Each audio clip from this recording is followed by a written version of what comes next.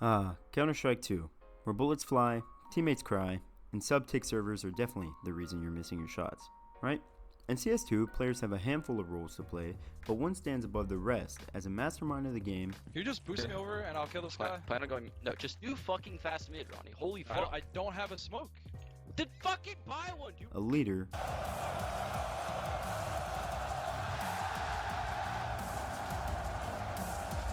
and of course, the team's unpaid therapy coach.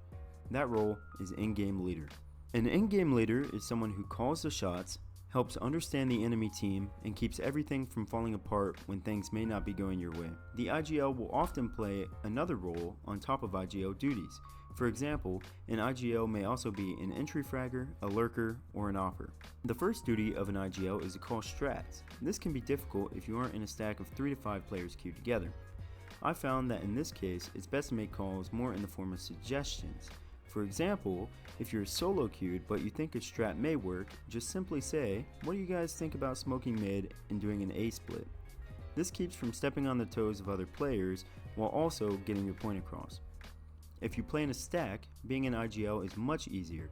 This is your time to shine. You should be more comfortable with these players, which should help you know where to position each player and what weapons they may be better with, as well as the utility they may know. You may be saying, "Okay Torque, we get it, you play better with a stack of people you know, but I'm trying to be the next version of Apex in my premier matches even if I'm solo queuing." Chill out, bro. I got you. As an IGL, it is important to play into your teammates' strengths, but also be mindful of their weaknesses.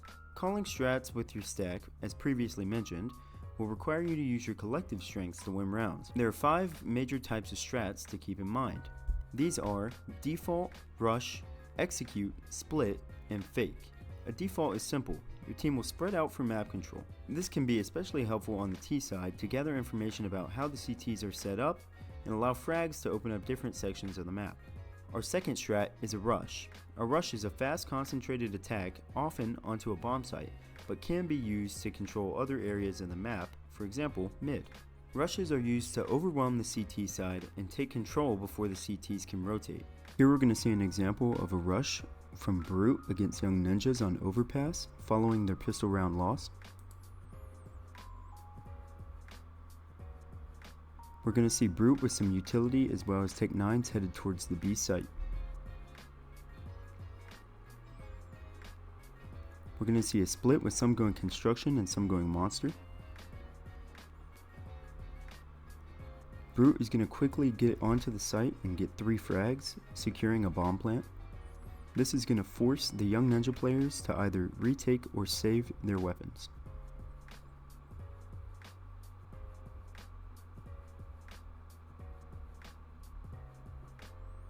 We see Joesky and Rudd are both going to opt to save their weapons. This is going to secure the round win for Brute, making the game 1-1, as well as giving them some primary weapons to go into the next round.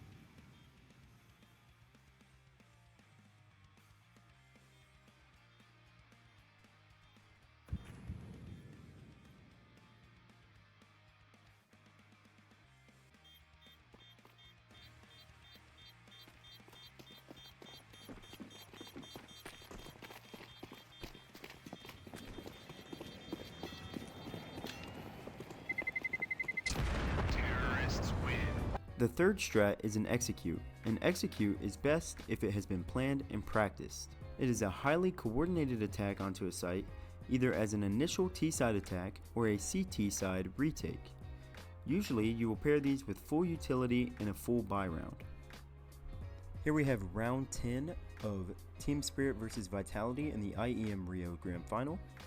We're going to see a great use of an execute from both sides when Team Spirit is initially taking the A site and Vitality decides to retake the site. At the beginning here, we're going to see Smoke's going middle. This is going to hopefully pull out some of these Vitality players to use some of their util or maybe even give away their position, trying to spam through the smoke or take a fight at mid. Spirit's going to use this opportunity to try to get some information on who may be out this way and take the A site pretty easily. We're going to see ZywOo already throws a fire here, trying to block Team Spirit from entering onto the A site.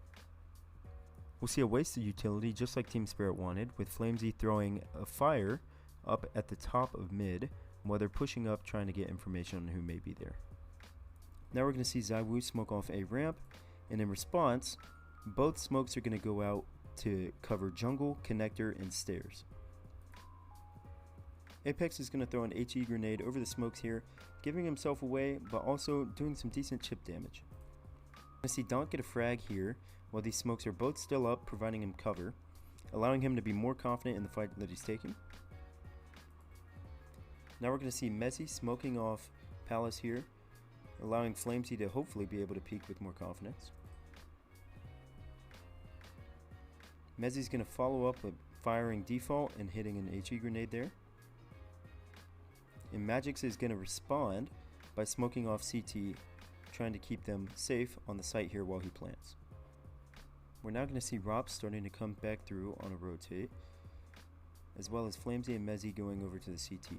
Rops is going to fire Firebox and then throw an HE grenade and hopes to get a frag there, but nobody's there.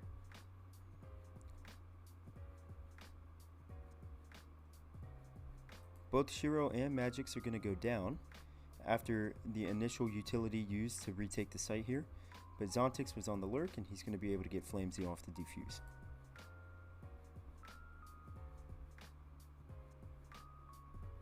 Just like that, there's no time left for Mezzi to defuse, and Spirit wins the round.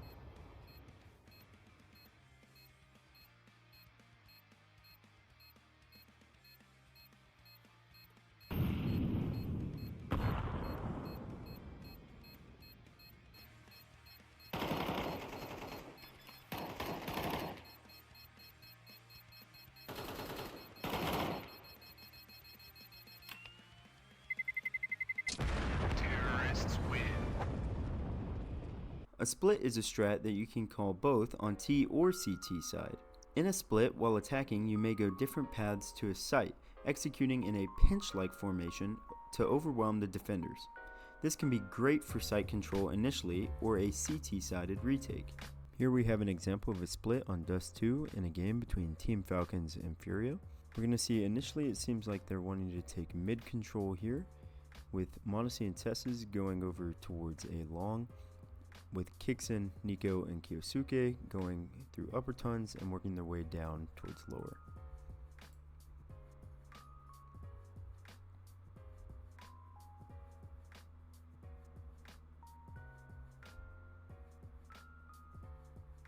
You're going to see over here that Yukindar is going to get taken out by Tesses, allowing Tesses to get a primary weapon and hopefully turn the round around. We're going to see Nico, Kixin, and Kyosuke were all down in lower tons, with Nico coming back to upper tons, Kyosuke and Kixin checking out mid. We're going to see Monacy starting to rotate around through T-spawn to go back upper tons. We're going to see Tesses going over towards mid. Tesses is going to check long doors first just to see if there's any information he may have missed, and then he's going to work his way towards mid. With Kyosuke and kicks them both in mid, he takes a quick peek and then decides to go through T-spawn to upper tons. Now we see the formation of the split kind of changes, with them focused on mid and on pinching into the B bomb site. We're going to see the split really do its magic here, with the utility coming out mid, directing Queserado's attention over this way, with Yuri sitting here facing 3 people sitting top tons. We're going to have Fallen start to rotate, and we're going to see Molodoi checking through CT.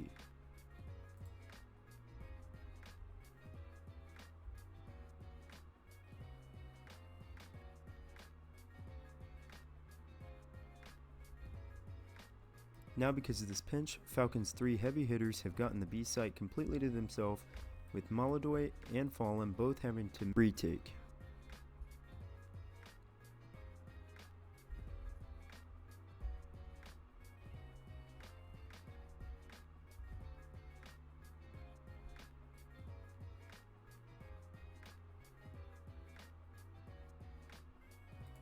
On the other side of things, we're going to see Molodoi and Fallen both trying to pinch onto the B site in their own CT split.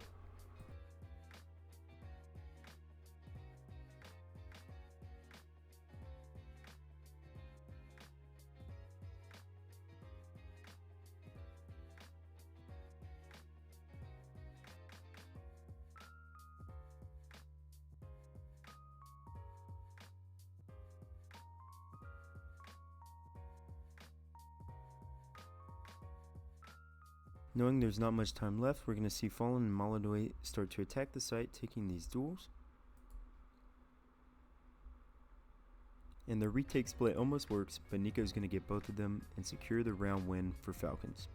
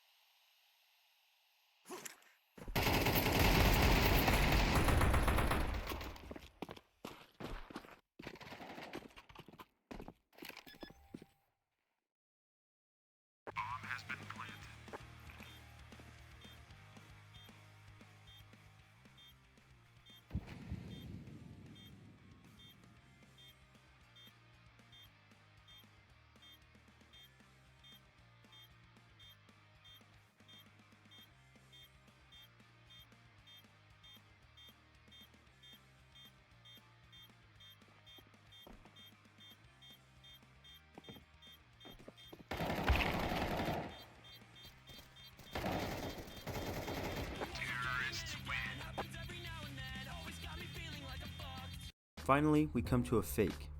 Fakes are designed to throw off the enemy team, confuse them, and hopefully initiate a rotate from the defenders, causing your target site to open up.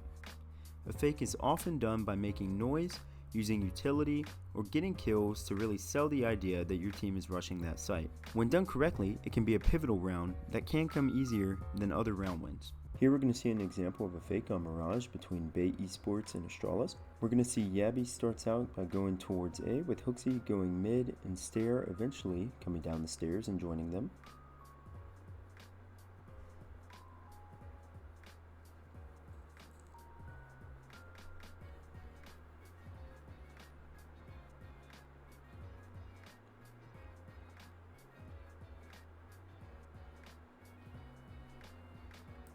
We see all this use of utility over towards mid and A is going to keep Kinzazor, Alex, MPL, and Essential over on the A site, leaving Sizzy by himself holding B, while Ryu and Fuzi are working their way through apartments.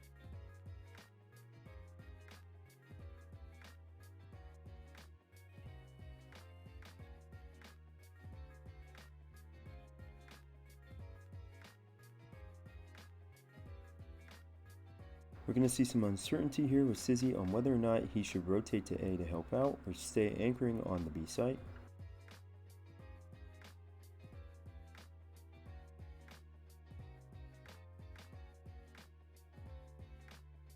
This uncertainty is going to get him killed by Ryu, which is going to open up the B site, allowing a plant.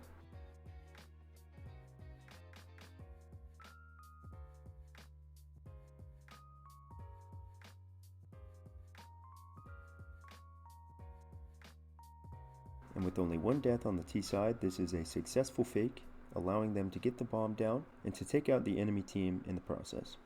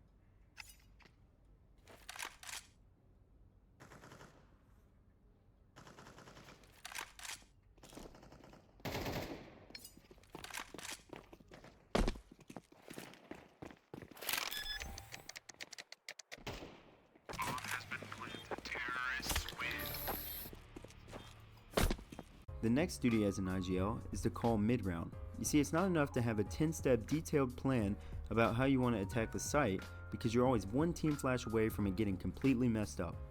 I'm looking at you, Green. Green, what's your problem, Green? What is your problem? Instead, you'll need to be aware of how the enemy team is actively trying to counter your strike. Oh, brother, this guy stinks! Modifying your strat mid-round to adapt to what the enemy team is doing is extremely difficult but an insanely important job for an IGL. Making intentional decisions to play off a kill that your entry fragger got, or to fall into a rotate after being shut out of a site, can make or break a round, and ultimately your game. The last, but just as important duty for the IGL is to have fun. Psych! It's to keep the four little piss babies from tilting. Then you know playing IGL for 10 years in the United States makes you a licensed therapist? Tilting can take a nice clean match and flip it upside down. As IGL, you have to communicate with your team. Don't be afraid to call out mistakes, but do it delicately. After all, you want to win too. Compliment good plays, even if it was a 1v3 clutch and your teammate did only 100 damage to get all 3 of those kills. They still put in another round for you and your team. Most importantly, be the mediator. Keep things light, spark some initiative in your team, lead them, take responsibility for your mistakes, and correct other people's mistakes. And always, always, always, press subscribe.